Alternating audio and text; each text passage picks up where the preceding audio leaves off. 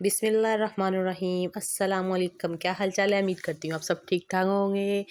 आज हम बनाने जा रहे हैं शकरकंदी के परांठे और शकरकंदी उबालने का तरीका बहुत ही आसान तरीके से चटपट में तैयार होने वाली रेसिपी है। आज बहुत ही मज़े की बनने वाली है और ना तो हमारे परांठे में आलू का ज़ायका आएगा और ना ही किसी और चीज़ का ज़ायका आएगा। सिर्फ शकरकंदी का परांठा बहुत ही मज़े का बनता है और बहुत ही ज़ायकेदार होता है। आप भी जब बनाएंगे तो मैं कहती हूँ कि बार बार शकरकंदी खाना भूल जाएंगे। आप कहेंगे ज़्यादा परांठे ही बनाएं।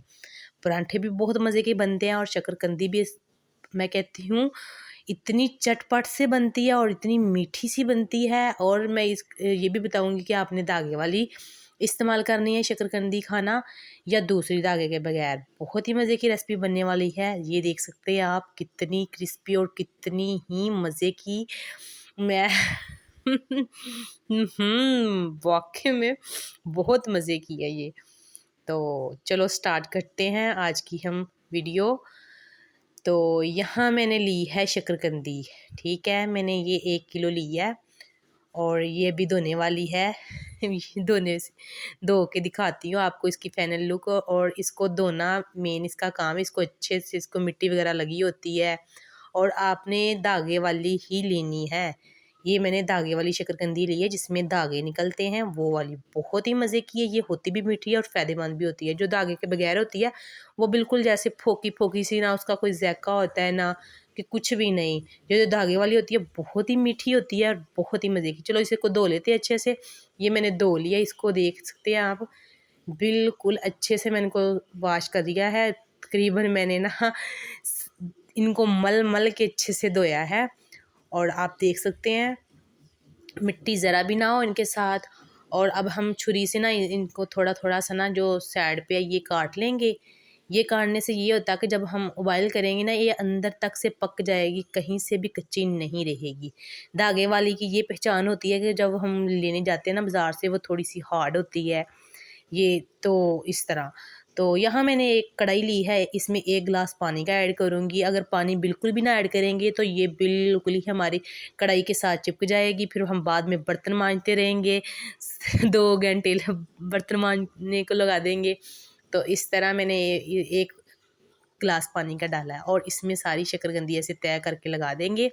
और इसको हमने डाम के लिए अगर आपके पास शापर वगैरह का है तो वो इस्तेमाल कर सकते हैं। बेस्ट आपके लिए ये पोना है जो अक्सर हम जिसमें हम रोटियां कवर करते हैं। ये मैंने पोना कपड़ा ले लिया है और फ्रेश ले सकते हैं आप, आपके पास इस्तेमाल शुदा है वो भी ले सकते हैं, कोई टेंशन नहीं है। यहाँ मैं इसको अच्छे से ढाँप दूँगी और मैंने इसको 10 मिनट बिल्कुल चूल्हा तेज़ करके ना फिर इसको पकाना है। और 10 मिनट के बाद मैं चूल्हा बिल्कुल बंद कर दूँगी और इसकी हीट अंदर ही रहने दूँगी, निकलने नहीं दूँगी। जब तक ये ठंडी ना हो जाए तब तक इसको ऐसे ही रहने देना। उतनी देर हम आटा गूँध लेते हैं परांठों के लिए। यहाँ मैंने सिर्फ 1 कप आटा लिया है 2 परांठों का। ये देख सकते हैं आप बिल्कुल थोड़ा सा है। और यहाँ मैंने आधा चम्मच नमक का डाला है और सादा पानी से आटा गूँध लेंगे बिल्कुल आसान तरीके से, जैसे हम घर में आम आटा गूँधते हैं ना तो इसी तरीके से आप आटा गूँध सकते हैं। कोई इसमें झंझट नहीं करना, कोई हमने ऑयल नहीं डालना, कोई हमने इसमें दूध नहीं ऐड करना, कुछ भी नहीं। बिल्कुल सिंपल तरीके से आपके सामने ये देखिए मैंने आटा गूँध लिया बहुत ही मज़े से और बिल्कुल आसान तरीके से। ये 2 पेड़ों का मैंने 2 परांठों का सॉरी, तो ये बना लिया मैंने आटा। अब इसको मैंने ना 5 से 10 मिनट के लिए फ्रिज में रख देना है और जाके हम देखते हैं अपनी। यहाँ मेरे 10 मिनट कंप्लीट हो चुके हैं। अब मैंने चूल्हा बंद करके ना बिल्कुल इसकी हीट अंदर ही रहे, फिर ढक्कन दे दूँगी मैं इसके ऊपर ही। तो चूल्हा नीचे से बंद कर दूँगी। ये याद रखना है इसकी हीट अंदर ही ख़त्म हो। और ये देखिए ठंडी हो गई हीट ख़त्म होने के बाद ये देख सकते हैं आप बिल्कुल अच्छे से पक चुकी हैं, बहुत ही सॉफ्ट हो चुकी हैं। ये देख सकते हैं आप इसका छिलका अपने आप ही उतर रहा है। अब इन सब का हम आराम आराम से छिलका उतार लेंगे। ये देख सकते हैं आप बिल्कुल ही अंदर से पक चुकी हैं। 10 मिनट के अंदर चटपट में पक जाती है, बहुत ही मज़े की बनती है ये मीठी। और याद रहे आपने हमेशा धागे वाली ही लेनी है शकरकंदी, धागे के बगैर जो होती है बिल्कुल उसका ज़ायका नहीं होता। अगर आपको पसंद है तो वो भी ले सकते हैं। और यहाँ हम आराम आराम से इसका छिलका उतार लेंगे, दगड़ मगड़ नहीं करना आपने कि फटाफट उतार लें, वो ना हो शकरकंदी भी उतार दे रहे। इसका पतला पतला सा छिलका होता है, बिल्कुल आराम आराम से उतर जाता है। ये देखिए मैंने सारे का उतार लिया छिलका।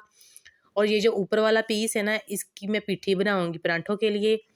2 परांठों के लिए ईज़ी, ज़्यादा भी बन सकती है, 3 परांठों की बन सकती है, मगर मैं ये 2 परांठों के लिए पिट्ठी इस एक पीस से बना लूँगी, बकाया मैं उधर रख दूँगी। और इसके लिए मैंने बोल लिया है, इसको हम इसके चाहे छुरी के साथ चाहे हाथ के साथ, आप हाथ के साथ ज़्यादा अच्छी हो जाएगी। ये देखिए बिल्कुल ही हमने इसको पेस्ट बना लेना इसका। और यहाँ एक बार ध्यान से आपने देखनी है, मिस नहीं करनी।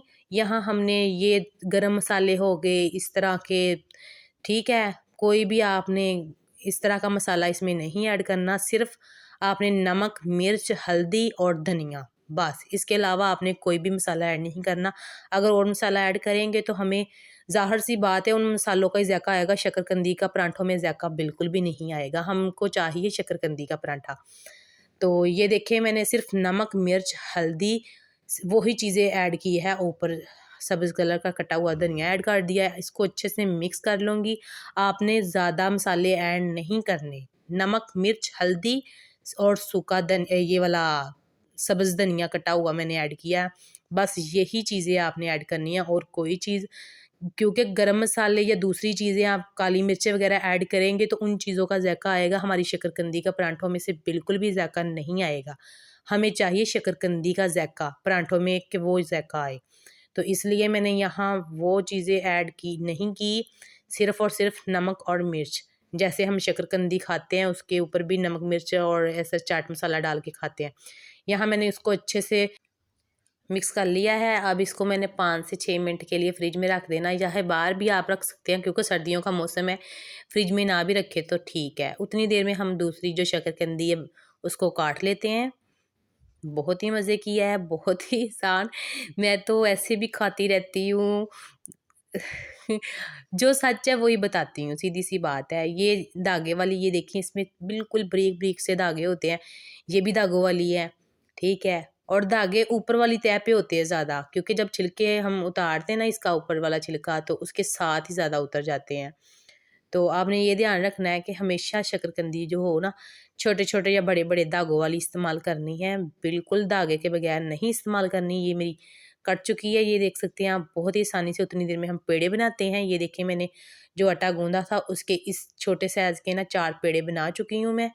ये देख सकते हैं मैंने 4 पेड़े बना लिए। अब इनको अच्छे से बेल लूँगी और आपके सामने बताती हूँ कि हम पीठी कैसे लगाएंगे। शकरकंदी की जो पीठी बनाई हुई है वो इसके अंदर कैसे लगाएंगे। इसको मैं ऐसे बेल लूँगी। बहुत ही मज़े के ये परांठे बनने वाले हैं हमारे आज, और क्रिस्पी और बहुत ही आसान। मैं कहती हूँ ना सालन हो, घर में चुप करके बनाएं और खाएं, चाय के साथ एंजॉय करें। आप अचार के साथ एंजॉय कर सकते हैं। ज़्यादा मज़ा तो चाय के साथ ही आता है, गरम गरम परांठे और गरम गरम चाय। इसको दोनों को मैं बेल लूँगी। और यहाँ आपने एक चीज़ ऐड करनी है, वो जब हम ऐसे करते हैं ना, बेल लेते हैं, तो इस बेलने के बाद हम यहाँ ना थोड़ा सा घी लगाएंगे दोनों साइडों पे। ये देख सकते हैं, बस एक साइज के रखने हैं आपने। मैं ज़्यादा ना जो रोटी बनाती हूँ हाथ से बनाती हूँ, इसलिए मुझे चकला बेलना ना ज़्यादा चलाना नहीं आता। सॉरी, मैं हाथ से ज़्यादा परांठे हाथ से ज़्यादा करती हूँ काम। तो कभी कभार अगर मूली आलू वाला परांठा, शकरकंदी वाला परांठा, इस तरह के परांठे बनाने हो तो फिर मैं चकले बेलने का इस्तेमाल करती हूँ। यहाँ मैंने घी लगाया है, ये देखें। थोड़ा सा घी इधर लगा लूँगी और दूसरी साइड पे भी थोड़ा सा घी लगा लूँगी। और इसके बाद हम पिट्ठी इसके ऊपर अप्लाई करेंगे। ये देखें मैंने जो शकरकंदी की पिट्ठी बनाई है वो इसके ऊपर अब लगाऊंगी मैं। ये देख सकते हैं बड़े आसान तरीके से और बिल्कुल इजी तरीके से लग जाती है हमारी अंदर पर ये पिट्ठी, देख सकते हैं आप। अच्छा, जो वीडियो अच्छी लग रही है तो लाइक शेयर ज़रूर कीजिएगा और कमेंट में ज़रूर बताइएगा कि वीडियो आपको कैसी लगी है, और रेसिपी ज़रूर ट्राई कीजिएगा। जो मेरी बहनें फर्स्ट बार देख रही हैं मेरी वीडियो, वो सब्सक्राइब ज़रूर कीजिए, क्योंकि जो भी मैं वीडियो बनाऊंगी सबसे पहले आपको मिलेगी। यहाँ हमने ना बंद करके इसको अच्छे से बंद करना है, जैसे अंगूठे के साथ। ये देखें इसको अच्छे से बंद कर लेना। ये खुल फिर भी जाता है क्योंकि बहुत ही मज़े का बनने वाला है हमारा परांठा। मैं आपको खोल के भी दिखाऊंगी कि तवे पे डालते वक्त ही फौरी ये हमारे खुल जाएंगे, बहुत ही मज़े के बनेंगे। अब दूसरे को भी हम इसी तरीके से बनाएंगे। इसको हम एक साइड पे रखेंगे।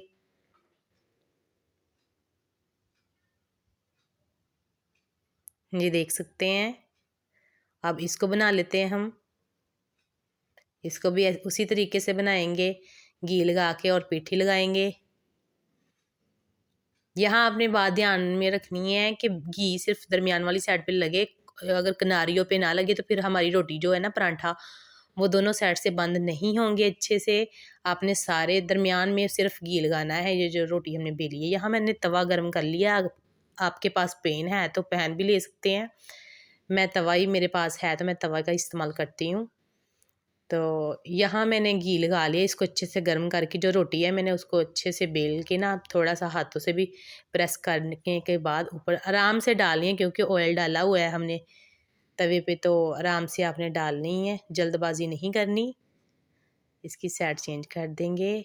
देखें, बहुत ही मज़े के आलू के परांठे भी आप भूल सकते हैं। इसको खाने के बाद मूली के परांठे भी भूल सकते हैं और दाल वगैरह के परांठे भी भूल सकते हैं ये खाने के बाद। अगर ये नहीं खाए तो कुछ नहीं खाया आपने, ये मेरी बात समझ लेना। ये देख सकते हैं आप, मैंने अच्छे से इसको बंद किया था फिर भी ये खुल गया। बहुत ही अंदर से क्रिस्पी बनता है, बहुत ही मज़े का बनता है। ये देख सकते हैं आप, इसकी फाइनल लुक ये देख रहे हैं। वीडियो अच्छी लग रही हो तो लाइक शेयर ज़रूर कीजिएगा, कमेंट में ज़रूर बताइएगा कैसी लग रही है आपको रेसिपी मेरी।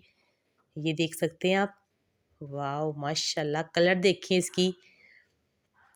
अब दूसरा हमने डाल दिया है, इसको भी ऐसे उठाएंगे और ऐसे ही पका लेंगे। थोड़ा सा इसके ऊपर घी लगाएंगे अच्छे से। ये देख सकते हैं।